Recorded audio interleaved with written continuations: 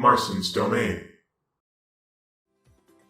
Well, it's that time again, where everyone ranks a character when they've been out for only a couple of days. Hey everyone, Marston here, and I figured I would just tag along with this because I've been seeing some varied answers on how good Banjo is, and at first I didn't really want to make something like this because I didn't want to feed into it, but I've seen some people say some things about Banjo that I just disagree with so much that I said to myself, you know what, I am going to make this.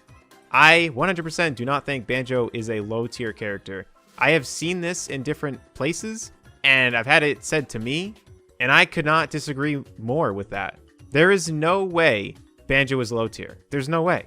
And my reasoning for this, and this is where some people are going to really disagree with me, but I stand by this. In my opinion, if a character comes out and has certain things that allow them to change the entire pace of a match that is not normal in the game, then already with that alone, it's hard for that character to be low tier. Now, what I'm explaining with that is that Banjo's side B alone completely changes how the game is played. No other character has something that's like Banjo's side B that's as strong as Banjo's side B.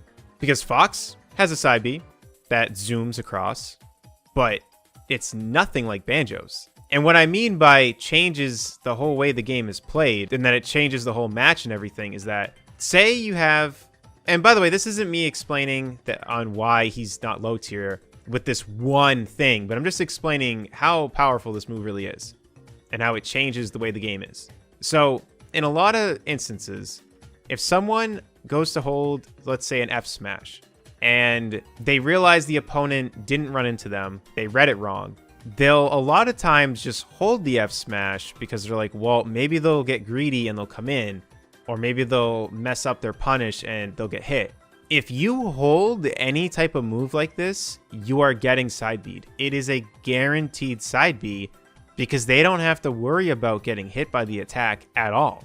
So if they see you starting it and you're just holding it, side B, because then you have to wait for the attack to come out and the entire hitbox doesn't matter on your opponent's attack. So if you think about it, any move against side B from startup to finish of the move is basically all end lag because it doesn't matter. The hitbox is irrelevant. So if Ganon goes for an F smash and you're near him, you just side B. Like that'll just always beat it. I mean, you'd have to get the timing right and they'd have to charge it a little because side B does have some startup. That was just a random example of being able to abuse something that normally abuses other characters. You just can't get away with that stuff. I was playing last night, and every time Bowser went for Flame Breath, if he missed me, it was just a free side B. It's too much end lag. If K. Rool goes to throw Crown, you could just side B. There's so many random things that you can do if you see the opponent is starting a move with side B. So that alone gives you so much option select that, to me, it's hard to believe that he would be low tier. That's a lot of option select by having side B. And then that's not even to get into the ledge trapping you can do with down B, the mix-ups you can do with down B, the fact that he has 3 jumps, a recovery that he can just reuse by using grenade, similar to Snake. Banjo has too many options to be considered low tier. In my opinion, this is still just my opinion, but to me, a low tier character is a character that lacks options. Because if you look at the higher tiers, they're characters that can whiff moves safely, they can zone, they can do things that allow them to do inputs without always getting punished. K. Rool is low tier because he lacks options. Even though he has some things that he can use, they all have huge drawbacks.